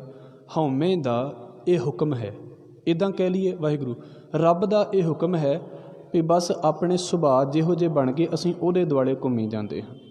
ਜਿੱਦਾਂ ਦੇ ਸਾਡੇ ਸੁਭਾਅ ਬਣ ਗਏ ਨੇ ਨਾ, ਕੋਈ ਸਾਡੇ ਸੁਭਾਅ ਨੂੰ ਬਦਲਣ ਦੀ ਕੋਸ਼ਿਸ਼ ਕਰੇ, ਸਾਨੂੰ ਵੇਖੋ ਕਿੰਨਾ ਗੁੱਸਾ ਆਉਂਦਾ। ਸਿਰਫ ਇੱਕ ਉਦਾਹਰਣ ਲਵਾਂਗਾ, ਕਈਆਂ ਨੂੰ ਨਾ ਉਹ ਨੇਲ ਬਾਈਟਿੰਗ ਦੀ ਆਦਤ ਪੈ ਜਾਂਦੀ ਹੈ, ਔਰ ਐਡੀ ਬੁਰੀ ਆਦਤ ਪੈ ਜਾਂਦੀ ਹੈ ਵੀ ਉਹਨਾਂ ਨੂੰ ਵੀ ਨਹੀਂ ਪਤਾ ਲੱਗਦਾ ਵੀ ਕਦੋਂ ਹੱਥ ਮੂੰਹ ਦੇ ਵਿੱਚ ਪਹੁੰਚ ਗਿਆ। ਮੈਨੂੰ ਨਹੀਂ ਪਤਾ ਮੈਨੂੰ ਉਦਾਹਰਣ ਲੈਣੀ ਚਾਹੀਦੀ ਕਿ ਨਹੀਂ, ਪਰ ਮੈਂ ਚਲੋ ਮੇਰੇ ਅੱਗੇ ਆਈ ਅਤੇ ਮੈਂ ਕਹਿ ਦਿੱਤੀ। ਐਡੀ ਬੁਰੀ ਆਦਤ ਹੈ, ਪਰ ਉਹਨੂੰ ਵੇਖੋ ਲੱਗਦੀ ਨਹੀਂ। ਉਹਨੂੰ ਲੱਗਦਾ ਵੀ ਮੈਂ ਤਾਂ ਗਲਤ ਕਰਦਾ ਹੀ ਨਹੀਂ ਪਿਆ। ਔਰ ਤੁਸੀਂ ਮਹੀਨਾ ਕੁ ਕਰ ਲਓ, ਫਿਰ ਕੀ ਹੋਵੇਗਾ? ਫਿਰ ਤੁਹਾਨੂੰ ਕਰਨ ਦੀ ਲੋੜ ਨਹੀਂ ਪੈਣੀ, ਫਿਰ ਉਹਨੇ ਆਪਣੇ ਆਪ ਹੀ ਰਿਪੀਟ ਹੋਈ ਜਾਣਾ। ਮਹੀਨਾ ਵੀ ਵੈਸੇ ਜ਼ਿਆਦਾ ਕਹਿ ਤਾਂ 10 ਦਿਨਾਂ ਦੀ ਆਦਤ ਪੈ ਜਾਂਦੀ ਹੈ। ਆਦਤ ਪਾਉਂਦਿਆਂ ਤਾਂ 2 ਸੈਕਿੰਡ ਦਾ ਟਾਈਮ ਲੱਗਦਾ, ਹਟਾਉਂਦਿਆਂ ਜ਼ਿੰਦਗੀ ਲੱਗ ਜਾਂਦੀ ਹੈ। ਉਹ 'ਚ ਕੀ ਹੋ ਗਿਆ? ਸੁਭਾਅ ਬਣ ਗਿਆ। ਹੁਣ ਜੇ ਕੋਈ ਮੈਨੂੰ ਕਹਿੰਦਾ ਵੀ ਹਟ ਜਾ, ਮੈਨੂੰ ਮਾਂ ਪਿਓ 'ਤੇ ਵੀ ਗੁੱਸਾ ਆਉਂਦਾ ਵੀ ਤੁਸੀਂ ਕੀ ਵਾਰ-ਵਾਰ ਮੈਨੂੰ ਕਹੀ ਜਾਂਦੇ ਜੀ, ਕਿਉਂ ਕਹਿੰਦੇ ਜੇ ਮੈਨੂੰ ਵਾਰ-ਵਾਰ? ਕਿੰਨਿਆਂ ਨੂੰ ਤੁਸੀਂ ਹਟਾਓਗੇ ਤਾਂ ਕੀ ਕਹਿਣਗੇ? ਮੈਨੂੰ ਵਾਰ-ਵਾਰ ਨਾ ਕਹੋ, ਮੈਨੂੰ ਵਾਰ-ਵਾਰ ਨਾ ਕਹੋ। ਅਤੇ ਵਾਰ-ਵਾਰ ਕਹਿਣਾ ਇਸ ਕਰਕੇ ਪੈ ਰਿਹਾ ਵੀ ਸਾਨੂੰ ਚੇਤਾ ਹੀ ਭੁੱਲ ਜਾਂਦਾ, ਸਾਨੂੰ ਚੇਤਾ ਭੁੱਲਦਾ, ਇਸੇ ਕਰਕੇ ਤਾਂ ਵਾਰ-ਵਾਰ ਕਹਿਣਾ ਪੈ ਰਿਹਾ। ਪਰ ਮੰਨੇ ਕਿਹੜਾ? ਮਹਾਰਾਜ ਕਹਿੰਦੇ ਪਇਆ ਕਿਰਤ ਫਿਰਾਹੇ। ਬਸ ਜੋ ਸੁਭਾਅ ਬਣ ਗਿਆ ਨਾ, ਅਸੀਂ ਉਹ 'ਚ ਹੀ ਸੰਤੁਸ਼ਟ ਹੋ ਗਏ ਹਾਂ ਵੀ ਜੋ ਮੈਂ ਕਰਦਾ ਹਾਂ ਮੈਨੂੰ ਕਰਨ ਦਿਓ, ਮੈਨੂੰ ਕਰਨ ਦਿਓ, ਕਿਉਂਕਿ ਮੇਰੀ ਮੈਂ ਮਰਦੀ ਹੈ ਜੇ ਮੈਂ ਨਹੀਂ ਕਰਦਾ। ਜੇ ਮੈਂ ਤੁਹਾਡੀ ਆਖੇ ਲੱਗ ਜਾਂਦਾ ਤਾਂ ਮੇਰਾ ਅਹੰ ਖਤਮ ਹੋ ਜਾਂਦਾ, ਉਹ ਮੈਂ ਖਤਮ ਨਹੀਂ ਹੋਣ ਦੇਣਾ ਚਾਹੁੰਦਾ। ਪਇਆ ਕਿਰਤ ਫਿਰਾਹੇ। ਫਿਰ ਅਗਲੀ ਸਤਿਗੁਰੂ ਗੱਲ ਕਰਦੇ ਨੇ ਹਉਮੈ ਦੀਰਘ ਰੋਗ ਹੈ। ਸਤਿਗੁਰੂ ਕਹਿੰਦੇ ਵੀ ਕੁਝ ਬਿਮਾਰੀਆਂ ਤਾਂ ਵੇਖੋ ਇੱਦਾਂ ਦੀਆਂ ਹੁੰਦੀਆਂ ਨੇ ਵੀ ਅੱਜ ਬੁਖਾਰ ਹੋਇਆ ਤਾਂ 24 ਘੰਟਿਆਂ ਬਾਅਦ ਲੱਥ ਜਾਏਗਾ, ਨਹੀਂ ਵੀ ਗੋਲੀ ਖਾਵਾਂਗੇ ਤਾਂ ਕੋਈ ਨਹੀਂ, ਆਪਣੇ ਦਿਨਾਂ ਦੇ ਵਿੱਚ ਠੀਕ ਹੋ ਜਾਂਦਾ ਹੈ। ਕੁਝ ਵੀ ਹੋ ਗਿਆ ਸਰੀਰ ਨੂੰ, ਕੁਝ ਬਿਮਾਰੀ ਲੰਮੀ ਨਹੀਂ ਚੱਲਦੀ। ਮਾਲਕ ਤੰਦਰੁਸਤੀ ਦੇਵੇ। ਕੁਝ ਬਿਮਾਰੀਆਂ ਹੁੰਦੀਆਂ ਨੇ ਬੜੀਆਂ ਲੰਮੀਆਂ ਚੱਲਦੀਆਂ, 6 ਮਹੀਨੇ ਦੀ ਬਿਮਾਰੀ, ਸਾਲ ਦੀ ਬਿਮਾਰੀ। ਕਈਆਂ ਨੂੰ ਬਿਮਾਰ ਹੋਇਆਂ ਨੂੰ ਕਿਸੇ ਬਿਮਾਰੀ ਦੇ ਨਾਲ ਤੰਦਰੁਸਤੀ ਦੇਵੇ ਵਾਹਿਗੁਰੂ। ਵੇਖੋ 10-10 ਸਾਲ ਹੋ ਗਏ, ਪਤਾ ਨਹੀਂ ਅੰਦਰ ਕਿਹੜੀ ਬਿਮਾਰੀ ਚੱਲਦੀ ਪਈ, ਕੋਈ ਨਹੀਂ ਪਤਾ। ਇੱਦਾਂ ਗੁਰੂ ਸਾਹਿਬ ਕਹਿੰਦੇ ਹਉਮੈ ਦੀਰਘ ਰੋਗ ਹੈ। ਦੀਰਘ ਦਾ ਮਤਲਬ ਹੁੰਦਾ ਲੰਬਾ। ਇਹ ਲੰਮਾ ਚੱਲਣ ਵਾਲਾ ਰੋਗ ਹੈ। ਇਹ ਨਹੀਂ ਵੀ ਅੱਜ ਮੈਂ ਕਹਾਂ ਜੀ ਵੀ ਮੇਰੇ ਅੰਦਰ ਹਉਮੈ ਨਹੀਂ, ਇਹ ਵੀ ਹਉਮੈ ਹੀ ਹੈ ਵੀ ਮੇਰੇ ਅੰਦਰ ਨਹੀਂ ਹਉਮੈ, ਇਹ ਵੀ ਹਉਮੈ ਨੂੰ ਛੱਡਣ ਦੀ ਹਉਮੈ ਹੈ, ਹੋਰ ਕੋਈ ਨਹੀਂ ਹੈ ਇਹਦੇ ਤੋਂ ਵੱਧ ਗੱਲ। ਸਤਿਗੁਰੂ ਕਹਿੰਦੇ ਦਾਰੂ ਪੀ ਇਸ ਮਾਹੇ। ਹਉਮੈ ਬੜਾ ਲੰਮਾ ਰੋਗ ਹੈ, ਮਤਲਬ ਐਡੀ ਜਲਦੀ ਖਹਿੜਾ ਨਹੀਂ ਛੱਡ ਸਕਦਾ ਬੰਦਿਆਂ ਦਾ। ਪਰ ਕੀ ਹੈ? ਦਾਰੂ ਪੀ ਇਸ ਮਾਹੇ। ਇਹਦੇ ਵਿੱਚ ਦਾਰੂ ਵੀ ਹੈ। ਦਾਰੂ ਦਾ ਮਤਲਬ ਹੁੰਦਾ ਇਲਾਜ। ਇਹ ਲਾ ਇਲਾਜ ਨਹੀਂ ਹੈ। ਸਾਡੇ ਦੇਸ਼ ਦੇ ਵਿੱਚ, ਪੂਰੀ ਦੁਨੀਆ ਦੇ ਵਿੱਚ ਕੁਝ ਬਿਮਾਰੀਆਂ ਨੇ ਬੜੀਆਂ ਲੰਬੀਆਂ ਚੱਲਦੀਆਂ ਨੇ, ਪਰ ਇਲਾਜ ਦੇ ਅਧੀਨ ਹੈ ਨੇ, ਉਹਨਾਂ ਦਾ ਇਲਾਜ ਹੋ ਸਕਦਾ। ਪਰ ਕੁਝ ਬਿਮਾਰੀਆਂ ਇੱਦਾਂ ਦੀਆਂ ਨੇ ਜਿਨ੍ਹਾਂ ਦਾ ਅਜੇ ਤੱਕ ਇਲਾਜ ਨਹੀਂ ਲੱਭਾ। ਇੱਦਾਂ ਗੁਰੂ ਸਾਹਿਬ ਕੀ ਕਹਿੰਦੇ ਨੇ? ਹਉਮੈ ਦੀਰਘ ਰੋਗ ਹੈ। ਹੰਕਾਰ ਰੋਗ ਬੜਾ ਵੱਡਾ ਹੈ, ਪਰ ਇਹ ਲਾ ਇਲਾਜ ਨਹੀਂ ਹੈ, ਇਹਦਾ ਇਲਾਜ ਹੋ ਸਕਦਾ ਹੈ। ਦਾਰੂ ਪੀ ਇਸ ਮਾਹੇ। ਪਰ ਕਿੱਦਾਂ? ਸਤਿਗੁਰੂ ਕਹਿੰਦੇ ਇਲਾਜ ਕੀ ਹੈ? ਕਿਰਪਾ ਕਰੇ ਜੇ ਆਪਣੀ। ਪਹਿਲੀ ਗੱਲ ਤਾਂ ਇਹ ਵੀ ਰੱਬ ਬਖਸ਼ਿਸ਼ ਕਰ ਦੇਵੇ। ਤੇ ਉਹ ਜਿੱਦਾਂ ਉਹ ਗੱਲ ਹੁੰਦੀ ਨਾ ਵੀ ਟੈਸਟ ਦੇ ਵਿੱਚ ਆਵੇ ਤਾਂ ਸਹੀ ਵੀ ਪ੍ਰੋਬਲਮ ਕੀ ਹੈ, ਮੈਨੂੰ ਪਤਾ ਤਾਂ ਲੱਗੇ ਵੀ ਮੈਨੂੰ ਬਿਮਾਰੀ ਕਾਹਦੀ ਹੈ, ਮੈਂ ਫਿਰ ਠੀਕ ਹੋਵਾਂਗਾ।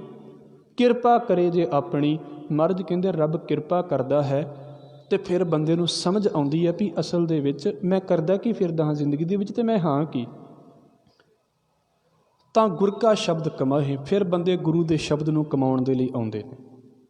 ਇੱਕ ਆਪਾਂ ਗੱਲ ਸਮਝ ਲਈਏ, ਸਿਰਫ 2-4 ਮਿੰਟ ਦੀ ਹੋਰ ਗੱਲ ਹੈ। ਉਹ ਕਹਿੰਦੇ ਨੇ ਵੀ ਗੁਰੂ ਗੋਬਿੰਦ ਸਿੰਘ ਮਹਾਰਾਜ ਜੀ ਦੇ ਵੇਲੇ ਨਾ ਇੱਕ ਭਾਈ ਵੀਰ ਸਿੰਘ ਨੇ ਇਹਦਾ ਹਵਾਲਾ ਦਿੱਤਾ ਹੈ ਵੀ ਇੱਕ ਬੱਚਾ ਸੀ, ਉਹਨੇ ਬਚਪਨ ਤੋਂ ਨਿਸ਼ਾਨੇਬਾਜ਼ੀ ਸਿੱਖੀ ਸੀ ਔਰ ਪ੍ਰੈਕਟਿਸ ਦੀ ਹੁੰਦੀ ਹੈ ਨਿਸ਼ਾਨੇਬਾਜ਼ੀ, ਜਿਹਦੀ ਜਿੰਨੀ ਜ਼ਿਆਦਾ ਪ੍ਰੈਕਟਿਸ ਉਹਨੂੰ ਓਨਾ ਹੀ ਟ੍ਰੇਨਡ ਹੋ ਜਾਂਦਾ, ਉਹ ਓਨਾ ਹੀ ਟ੍ਰੇਨਡ ਹੋਈ ਜਾਂਦਾ। ਫਿਰ ਉਹਨੂੰ ਪਤਾ ਲੱਗ ਜਾਂਦਾ ਵੀ ਹਵਾ ਦੇ ਹਿਸਾਬ ਦੇ ਨਾਲ ਕਿੱਧਰ ਨੂੰ ਤੀਰ ਚਲਾਉਣਾ ਹੁੰਦਾ। ਤੁਸੀਂ ਕਿਤੇ ਆਰਚਰੀ ਵੇਖੋਗੇ, ਤੁਹਾਨੂੰ ਵੇਖਦਿਆਂ ਪਤਾ ਲੱਗ ਜਾਵੇਗਾ ਵੀ ਕੀ ਫ਼ਰਕ ਹੈ ਸਾਡਾ ਅਤੇ ਉਹਨਾਂ ਦਾ, ਫ਼ਰਕ ਪਤਾ ਲੱਗਦਾ ਕਿਉਂਕਿ ਪ੍ਰੈਕਟਿਸ ਹੈ ਇਸ ਚੀਜ਼ ਦੀ। ਉਹ ਕਹਿੰਦੇ ਕਿ ਬਚਪਨ ਤੋਂ ਉਹਨੇ ਸਿੱਖਣਾ ਸ਼ੁਰੂ ਕੀਤਾ ਅਤੇ ਲਗਭਗ 14-15 ਸਾਲਾਂ ਦਾ ਹੋ ਗਿਆ, ਅਤੇ ਜਿਹਨੇ ਬਚਪਨ ਤੋਂ ਸਿੱਖਣਾ ਸ਼ੁਰੂ ਕੀਤਾ ਸੀ 15 ਸਾਲਾਂ ਦੇ ਵਿੱਚ ਪੂਰਾ ਪਰਫੈਕਟ ਹੋ ਗਿਆ। ਕਹਿੰਦੇ ਇੱਦਾਂ ਨਿਸ਼ਾਨਾ ਲਾਉਂਦਾ ਸੀ ਵੀ ਸਮਝ ਲਓ ਵੀ ਜੇ ਕਿਸੇ ਜਾਨਵਰ ਨੇ ਮੂੰਹ ਖੋਲ੍ਹਿਆ ਹੋਇਆ ਹੈ ਤਾਂ ਉਹਦੇ ਖੁੱਲ੍ਹੇ ਹੋਏ ਮੂੰਹ ਦੇ ਵਿੱਚੋਂ ਦੀ ਤੀਰ ਲਗਾ ਦਿੰਦਾ ਹੁੰਦਾ ਸੀ, ਇੰਨੀ ਤਾਕਤ ਵਾਲਾ। ਤੁਸੀਂ ਸੁਣਿਆ ਨਾ ਮਹਾਂਭਾਰਤ ਦੇ ਵਿੱਚ ਅਰਜਨ ਵਾਲਾ ਵੀ ਉਹਨੇ ਅੱਖ ਵਿੰਨ ਦਿੱਤੀ ਸੀ, ਉਹ ਸੁਣਿਆ ਸੀ। ਉਹ ਇੱਦਾਂ ਦਾ ਸੀ ਵੀ ਕਹਿੰਦੇ ਵੀ ਕਿਸੇ ਨੇ ਮੂੰਹ ਖੋਲ੍ਹਿਆ ਹੋਵੇ ਨਾ ਤਾਂ ਉਹਦੇ ਮੂੰਹ ਦੇ ਵਿੱਚੋਂ ਦੀ ਤੀਰ ਲਗਾ ਦਿੰਦਾ ਸੀ, ਜਾਨਵਰ ਨੂੰ ਤੀਰ ਨਹੀਂ ਸੀ ਲੱਗਣ ਦਿੰਦਾ। ਕਹਿੰਦੇ ਇੱਕ ਦਿਨ ਸ਼ਿਕਾਰ ਕਰਨ ਲੱਗਾ, ਉਹਨੇ ਬੜੇ ਤੀਰ ਛੱਡੇ ਅਤੇ ਗੁਰੂ ਗੋਬਿੰਦ ਸਿੰਘ ਮਹਾਰਾਜ ਉਤਰ ਸੀ ਅਤੇ ਵੀ ਐਡੀ ਤਿਆਰੀ ਦੇ ਨਾਲ ਹਿਰਨ ਦੇ ਤੀਰ ਮਾਰੇ ਉਹਨੇ ਵੀ ਹਿਰਨ ਕੋਲੋਂ ਹਿੱਲਿਆ ਨਹੀਂ ਗਿਆ, ਸ਼ਿਕਾਰ ਕਰ ਦਿੱਤਾ ਹਿਰਨ ਦਾ। ਜੇ ਅਗਲਾ ਤੀਰ ਮਾਰਨ ਲੱਗਾ ਅਤੇ ਗੁਰੂ ਗੋਬਿੰਦ ਸਿੰਘ ਮਹਾਰਾਜ ਨੇ ਨਾ ਇੱਕ ਤੀਰ ਛੱਡਿਆ ਆਪਣੇ ਵੱਲੋਂ, ਅਤੇ ਜਿਹੜਾ ਇਹਦਾ ਤੀਰ ਉੱਡਦਾ ਜਾ ਰਿਹਾ ਸੀ ਨਾ, ਉਸ ਉੱਡਦੇ ਤੀਰ ਦੇ ਵਿੱਚ ਗੁਰੂ ਗੋਬਿੰਦ ਸਿੰਘ ਮਹਾਰਾਜ ਦਾ ਤੀਰ ਵੱਜਾ ਤਾਂ ਤੀਰ ਥੱਲੇ ਡਿੱਗ ਪਿਆ। ਜੇ ਯਕੀਨ ਨਾ ਆਉਂਦਾ ਹੋਵੇ ਤੁਸੀਂ ਟਰੈਪ ਸ਼ੂਟਿੰਗ ਵੇਖ ਲੈਣਾ, ਉਹਦੇ ਵਿੱਚ ਇੱਦਾਂ ਹੀ ਹੁੰਦਾ। ਉਹ ਟਾਰਗੇਟ ਮੂਵ ਕਰਦਾ ਹੈ ਅਤੇ ਮੂਵਿੰਗ ਟਾਰਗੇਟ ਦੇ ਉੱਤੇ ਜਿਹੜਾ ਹੈ ਉਹ ਨਿਸ਼ਾਨਾ ਲਾਉਣਾ ਹੁੰਦਾ। ਜਿਹੜੀ ਡਬਲ ਟਰੈਪ ਹੁੰਦੀ ਹੈ ਇਹਦੇ ਵਿੱਚ, ਰਾਈਫਲ ਦੀ ਜਿਹੜੀ ਹੁੰਦੀ ਹੈ, ਓਲੰਪਿਕ ਦੇ ਵਿੱਚ ਵੀ ਚੱਲਦੀਆਂ ਨੇ, ਤੁਸੀਂ ਵੇਖ ਲੈਣਾ। ਉਹਦੇ ਉੱਡਦੇ ਹੋਏ ਤੀਰ ਦੇ ਵਿੱਚ ਮਹਾਰਾਜ ਨੇ ਤੀਰ ਮਾਰਿਆ, ਤੀਰ ਥੱਲੇ ਸੁੱਟ ਲਿਆ। ਉਹ ਸੋਚਦਾ ਵੀ ਇਹ ਕਿੱਡੇ ਕਮਾਲ ਦਾ ਬੰਦਾ ਹੈ, ਵੀ ਇਹ ਕੌਣ ਹੈ ਜਿਹਨੇ ਚੱਲਦਾ ਹੋਇਆ ਤੀਰ ਵੀ ਥੱਲੇ ਸੁੱਟ ਦਿੱਤਾ ਹੈ। ਅਤੇ ਉਹ ਆ ਕੇ ਨਾ ਕਹਿੰਦੇ ਵੀ ਆਪਣਾ ਕਮਾਨ, ਉਹ ਮਾਣ ਹੁੰਦਾ ਸੀ ਇੱਕ ਸੂਰਮੇ ਨੂੰ ਦੂਸਰੇ ਦਾ, ਵੀ ਹਾਂ ਇਹ ਮੇਰੇ ਨਾਲੋਂ ਪਰਫੈਕਟ ਹੈ, ਮੈਂ ਇਹਦੇ ਕੋਲ ਸਿੱਖਣਾ ਅਜੇ ਕੁਝ। ਉਹਨੇ ਆਪਣਾ ਕਮਾਨ ਗੁਰੂ ਗੋਬਿੰਦ ਸਿੰਘ ਮਹਾਰਾਜ ਦੇ ਕਦਮਾਂ 'ਤੇ ਰੱਖਤਾ ਵੀ ਮੈਨੂੰ ਲੱਗਦਾ ਸੀ ਮੈਂ ਬਹੁਤ ਵੱਡਾ, ਇੱਥੇ ਤਾਂ ਹੋਰ ਬੜੇ ਕਮਾਲ ਦੀ ਗੱਲ ਹੈ।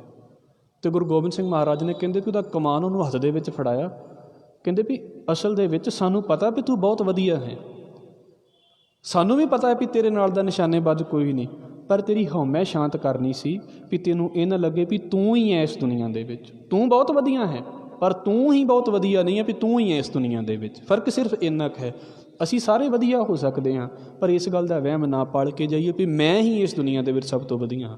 ਦੁਨੀਆ ਤਰ੍ਹਾਂ ਤਰ੍ਹਾਂ ਦੀ ਪਈ ਹੋਈ ਹੈ। ਹਜ਼ੂਰ ਕਹਿੰਦੇ ਕਿਰਪਾ ਕਰੇ ਜੇ ਆਪਣੀ ਤਾਂ ਗੁਰ ਕਾ ਸ਼ਬਦ ਕਮਾਹੇ। ਜੇ ਰੱਬ ਆਪਣੀ ਕਿਰਪਾ ਕਰੇ ਤਾਂ ਫਿਰ ਅਸੀਂ ਸ਼ਬਦ ਦੇ ਵੱਲ ਆਵਾਂਗੇ। ਫਿਰ ਕੀ ਹੋਵੇਗਾ? ਨਾਨਕ ਕਹੈ ਸੁਣੋ ਜਨੋ ਇਤ ਸੰਜਮ ਦੁੱਖ ਜਾਹੇ।